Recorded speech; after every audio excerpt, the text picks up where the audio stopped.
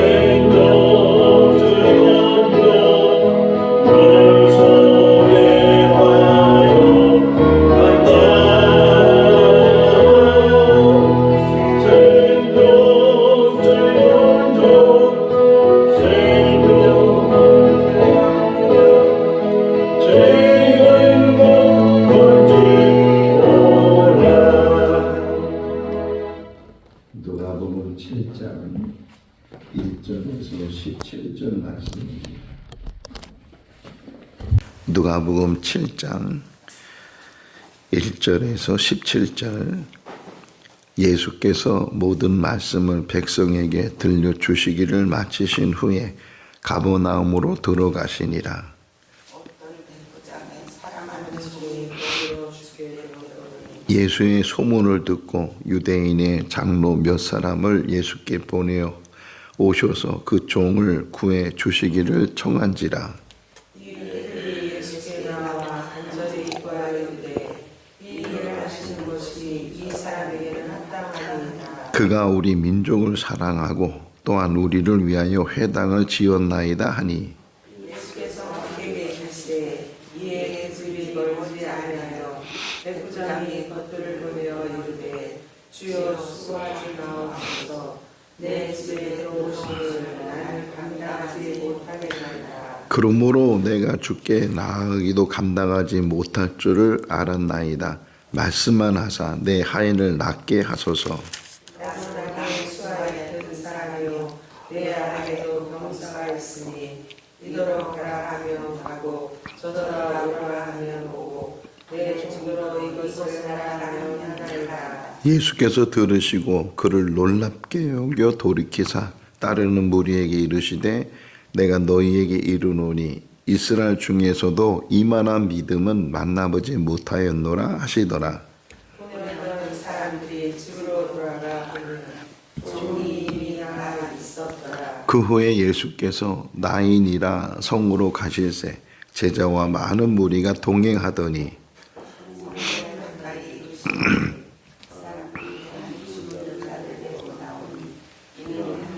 그의 복자요 그의 어머니를 나보라. 그에서 많은 사람도 그와 함께 나오거늘 주께서 과부를 보시고 불쌍히 여기사 울지 말라 하시고 가까이 가서 그 밤에 손을 대시니 인자들이 선지자.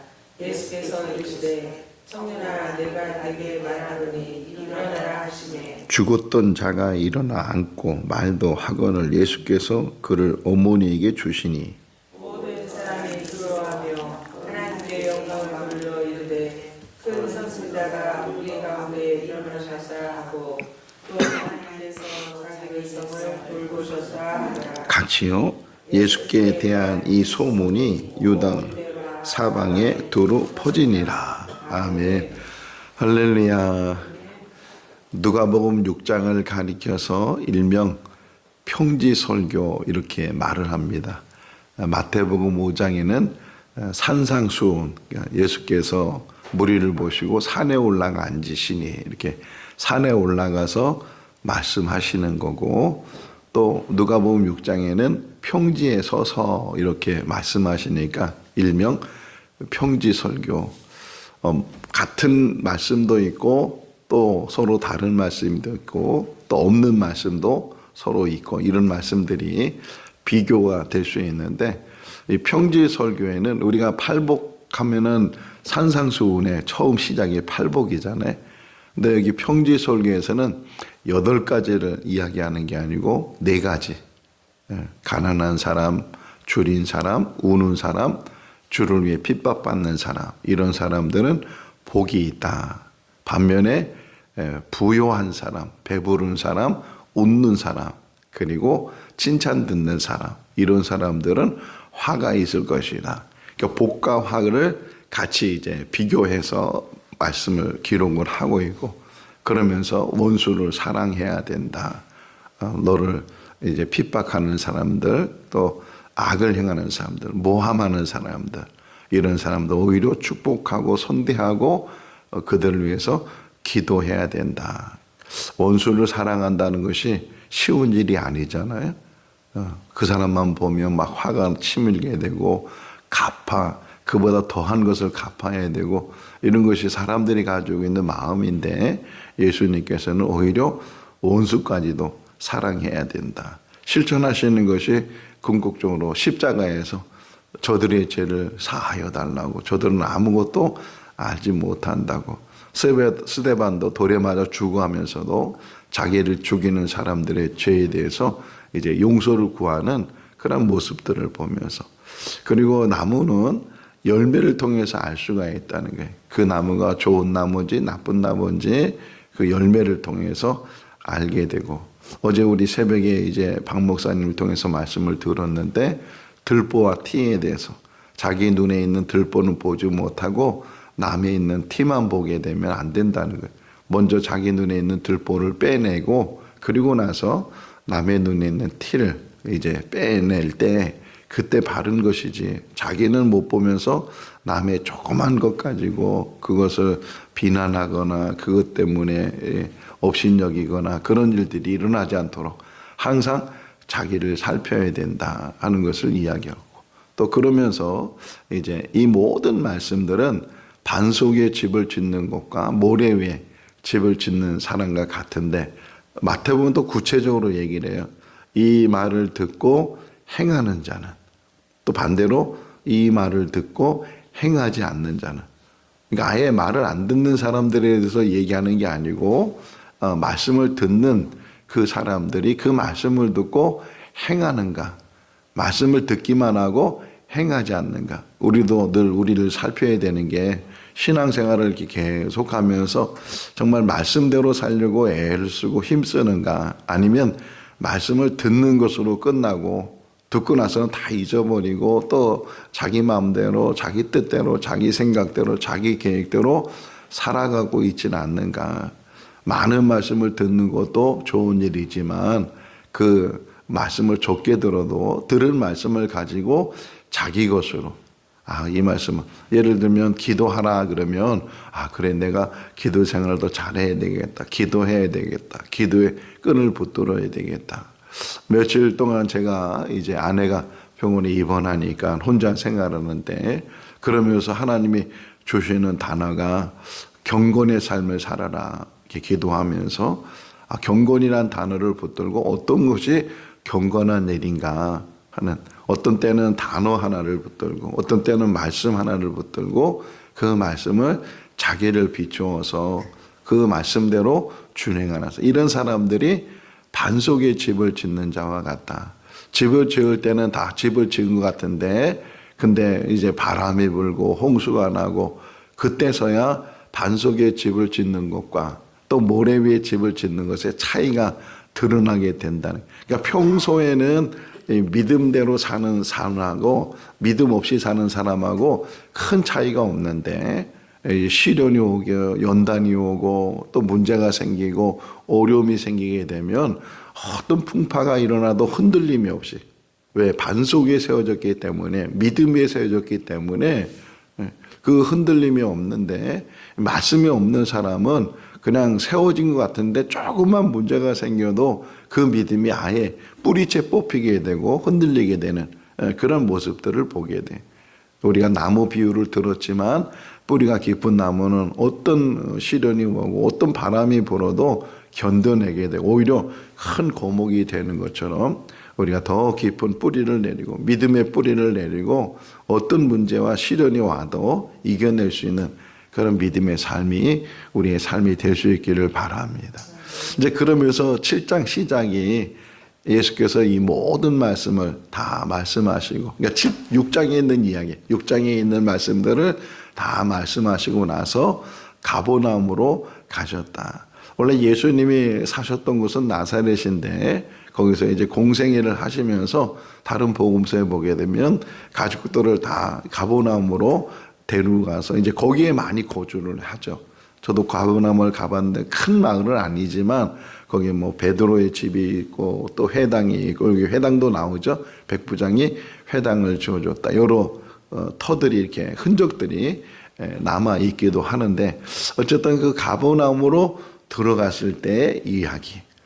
자, 마태복음을 또 비교해 보면 마태복음은 5장부터 7장까지 산상수훈이라고 해서 예수님께서 긴 말씀들을 이제 말씀하시고, 그리고 반석과 모래에 지은 집 이야기를 끝난 다음에 곧바로 나오는 이야기가 백부장 이야기. 근데 여기서는 이제 평지의 설교를 통해서 이제 백부장 이야기가 나오게 돼. 그 가버나움에 백부장이라는 사람이 살았다.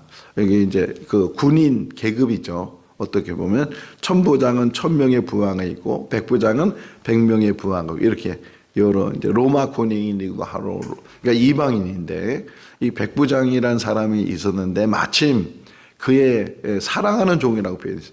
사랑하는 종이 이제 죽어가고 있다. 어느 병에 걸렸는지는 자세히 설명하고 있지 않지만 죽어가고 있다. 그런 상황에서 이 백부장이 그 종을 살리려고 뭐 여러 애를 썼을 거 아니에요.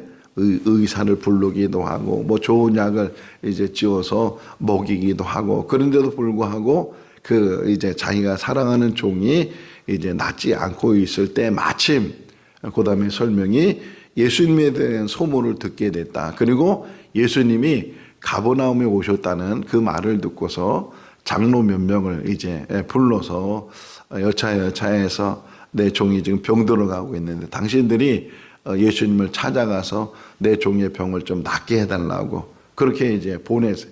꼭 사도행전 10장에 나오는 고넬료 이야기가 비슷하죠. 고넬료가 기도하는 중에 천사가 나타나서 요바에 있는 베드로를 청하라 그랬을 때 고넬료가 사람을 보냈던 것처럼 여기 백부장도 이제 경건한 사람, 이 사람들을 보내서 예수님께 청했어요.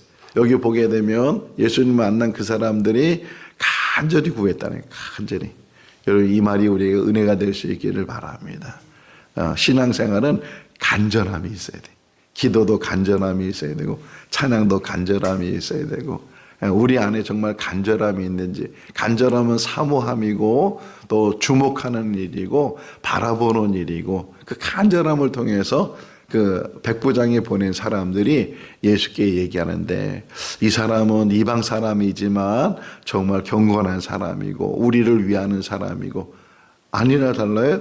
그 종은 어떻게 보면은 유대인일 거 아니에요. 그럼에도 불구하고 그를 사랑했다는 게 종이라고 해서 함부로 하지 않고 가족처럼 또는 자녀처럼 그렇게 여겼던 그 사람 고넬료도 마찬가지고 그런 마음들은 그러니까 이방인이냐 유대인이냐 이거는 근데 교회 안에서 지금도 신분을 따지기도 하고 차별하고 구별하고 이런 일들이 교회 안에 있잖아요. 그런 부분에서 우리가 좀 더 성숙돼 나가야 되는데 어쨌든 이 유대인들이 이 장로들이 이 백부장이 보낸 사람들이 예수께 이 사람은 참 경건한 사람이고 우리를 위하는 사람이고 우리를 위해서 회당까지 지어준 사람입니다. 그런데 그 사람의 종이 지금 병들어 죽어가고 있는데 좀 고쳐주십시오. 이 말을 듣는 예수님께서 뭐 누구는 못 만나겠어요? 예수님이 그 백부장 집으로 막 가고 있는데 백부장도 소식을 들었단 말이에요. 아, 예수님이 자기 집으로 오고 있다고. 그러니까 급히 사람을 보내는 거야. 아이고, 오지 마시라고. 안 오셔도 된다고.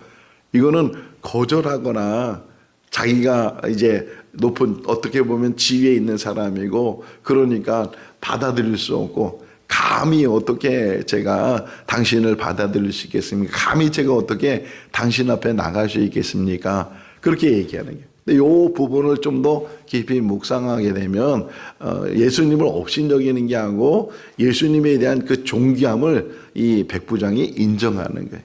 뭐 그러면서 설명하는 거예요. 내가 이제 백부장이기 때문에 내 수하에 사람들이 있는데 이렇게 하라면 이렇게 하고 저렇게 하라면 저렇게 하고 가라 하면 가고 오라 하면 오고 얼마든지 말만 하면 명령만 하면 내 말대로 따르고 있습니다. 마찬가지로 당신께서 우리 집까지 들어오실 필요도 없으시고 그냥 있는 곳에서 말씀만 하시면 그러면 내 종이 나을 수 있겠습니다.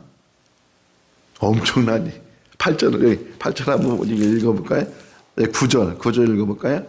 예수께서 들으시고 그를 놀랍게 여겨 돌이키사 따르는 무리에게 이르시되 내가 너희에게 이르노니 이스라엘 중에서도 못하였노라 하시더라. 할렐루야. 어떤 믿음이라고요? 이만한 믿음. 이 말에 너무 감동이 되네요. 오늘 새벽에 이 말씀을 다시 묵상하면서 이만한 믿음. 우리가 정말 신앙생활 하면서 예수님이 우리의 믿음을 볼 때 이 백부장을 가리켜서 이만한 믿음을 내가 보지 못했다. 어디에서? 이스라엘에서.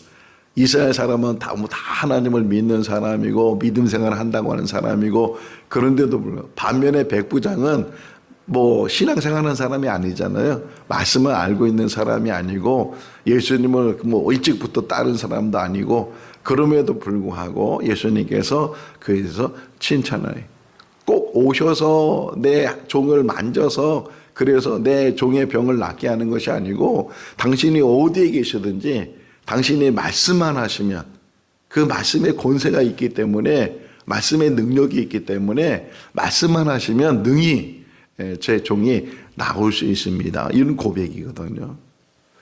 우리가 그런 믿음으로 지금 신앙생활하고 있는가? 주님 지금도 말씀만 하시면, 하나님의 말씀만 하시면 하나님께서 그 모든 일들을 이루신다면 능히 내 삶 가운데, 우리 교회 가운데도, 우리 민족 가운데도 능히 하나님 말씀대로 이루어질 줄로 믿습니다.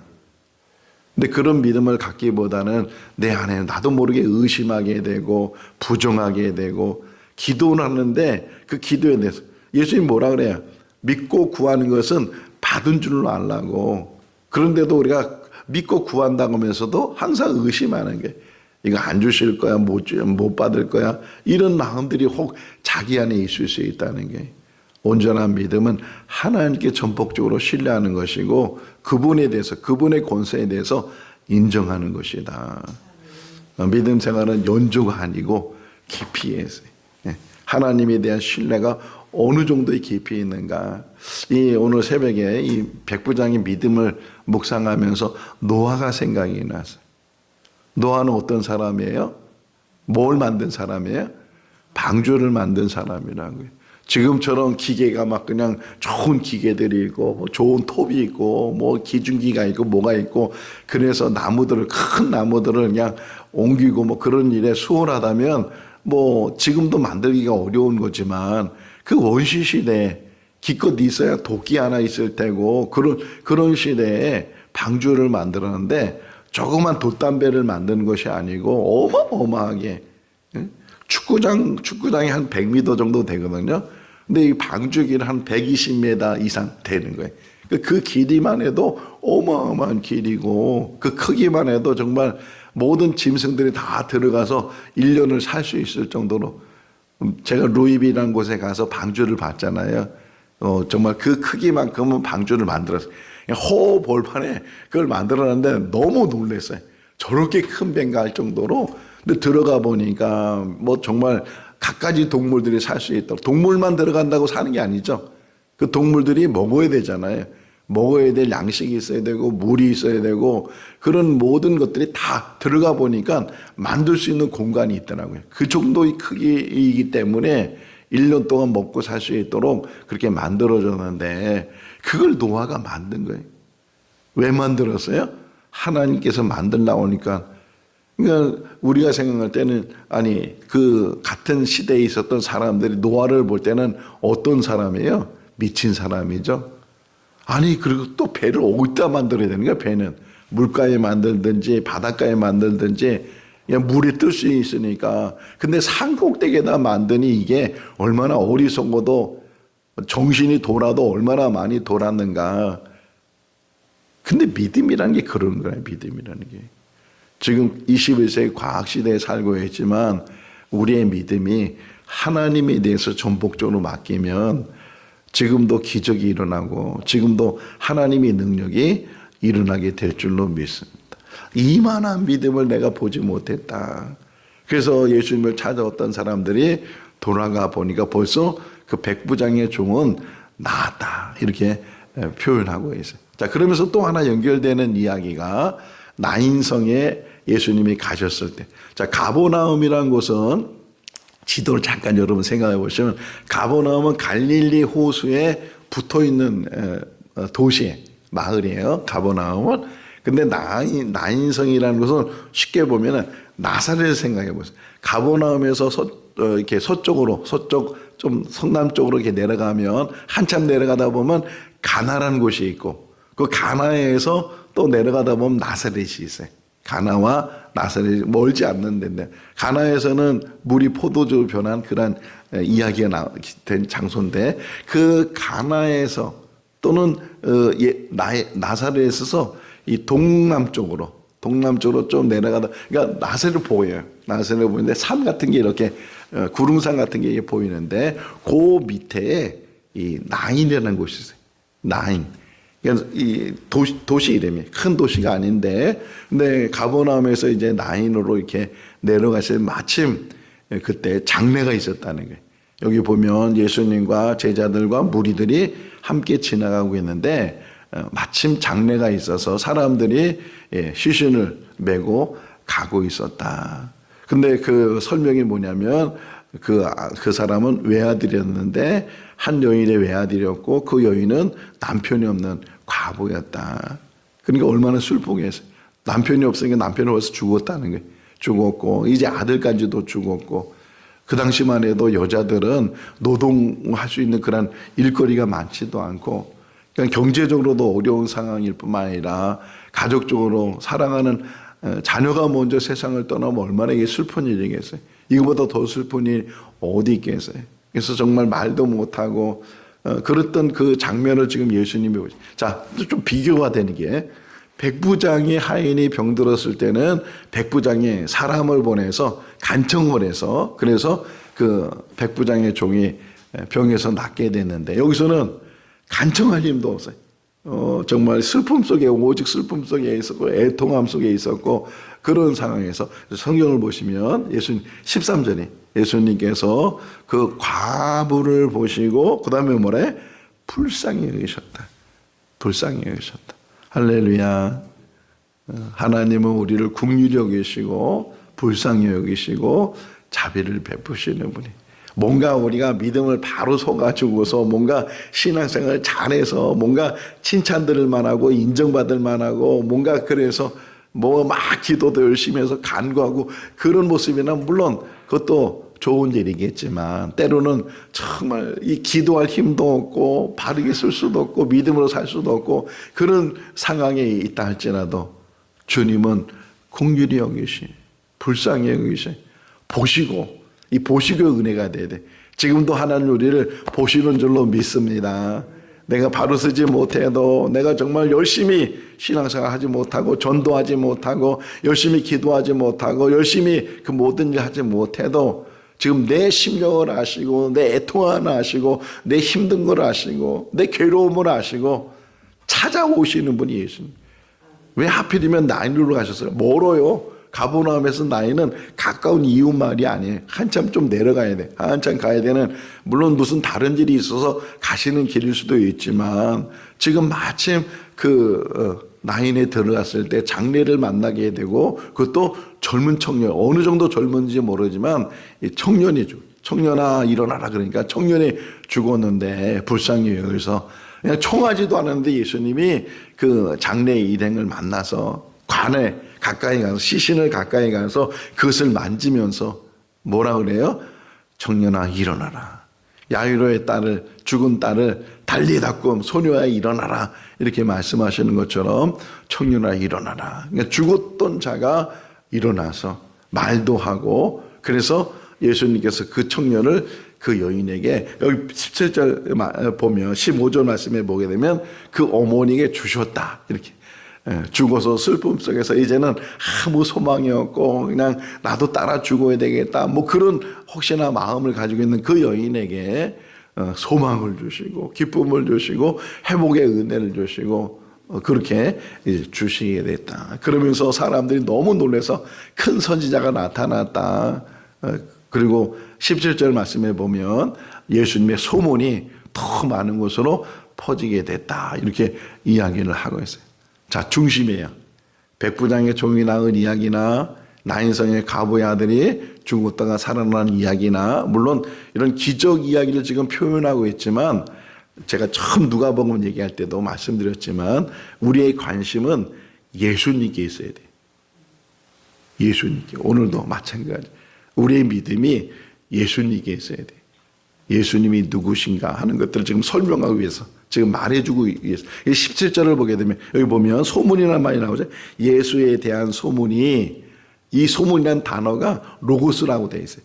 예수님에 대한 이 말씀이 이렇게 되어 있어요. 예수님에 대한 이 말씀이 더 두루 퍼지게 됐다. 다시 말하면 예수님이 누구신가가 아니 아주 심히 죽어 보세요. 표현이 백부장의 종은 죽어가고 있었어요. 그런데 더 나가서는 나인성의 과부의 아들은 뭐예요? 죽어 있어요. 죽어가는 자를 살리시는 분이고 죽은 자를 살리시는 분이고 근데 여기서 끝나질 않아요. 복음이라는 게 여기서 끝나네요. 아니, 예를 들면 백부장의 종이 살아났어요. 병에서 나왔어요. 아니 심지어는 나인성의 아들 이 과부의 아들이 살아났어요.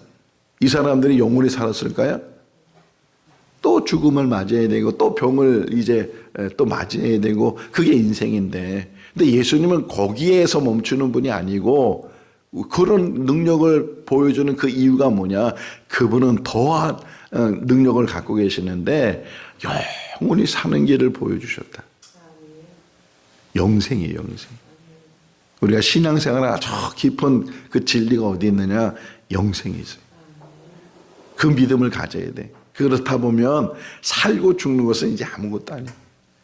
내가 이 땅에 얼마나 사는가, 물론 오래 사는 것, 오래 살다 보면 좋은 일도 있고 그러지만 또 오래 살다 보면 보아서는 안 된 일도 보게 되고 뭐 그런 게 인생인데, 얼마나 길게 사느냐, 얼마나 많이 사느냐, 얼마나 부하게 사느냐, 얼마나 출세에 사느냐, 그거보다 더 중요한 것은 예수를 통해서 우리에게 영원한 길이, 영원한 영생의 길이 그분에게 있다.